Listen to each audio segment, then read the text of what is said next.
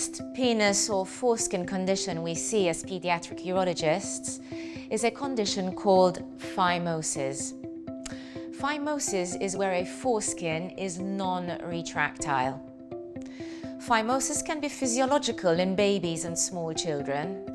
This is because the foreskin is always adherent to the glands of the penis for the first few years of life, and it can take several years for the foreskin to detach and then slowly and naturally retract spontaneously.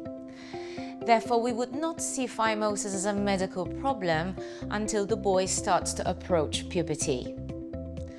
On the other hand, in some cases, a non-retractile foreskin can cause symptoms, including infections, pain when peeing, and sometimes difficulty peeing.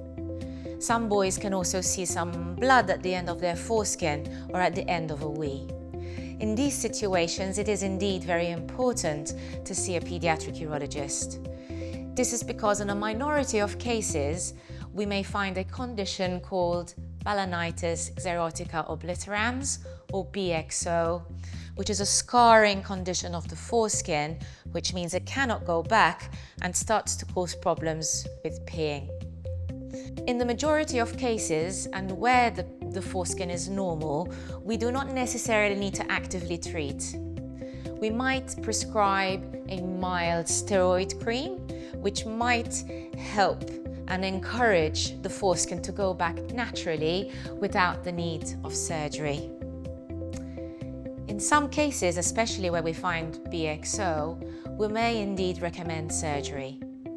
The surgery will depend on whether the boy wants to keep his foreskin or whether parents would prefer a circumcision.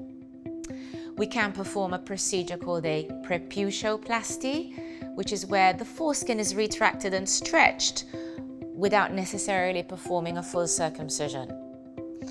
On the other hand, the full circumcision is where the foreskin is completely removed, so then retractability is not a problem in future. Again, this is a procedure pediatric urologists frequently perform. There are other foreskin conditions we sometimes see. An infection of the foreskin is called a balanitis. This is usually quite obvious because the foreskin looks quite red and inflamed and needs to be treated with antibiotics. If this were to be a one-off, then that's usually okay, but if it becomes recurrent, then again it's best to see a specialist so we can advise what happens next. A very minor issue of the foreskin is where we see smegma pearls or little lumps beneath the foreskin. These lumps are innocuous and will eventually be washed away when the foreskin can be retracted, but do cause alarm sometimes, as it looks like they can be getting bigger, or they sometimes break up into small clumps, which makes parents worry. If you are concerned, please do come and see us and we will advise accordingly.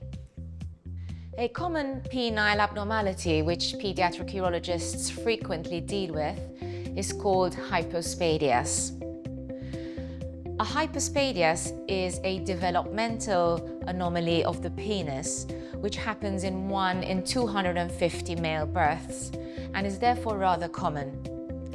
It can run in families in 10 to 20% of cases, but often just appears for no reason and is usually diagnosed on a postnatal baby check. A hypospadias is where the penile urethra, or the tube through which a baby pees, doesn't develop normally, and therefore the baby starts to pee from a hole which is lower down on the penile shaft than it would normally be.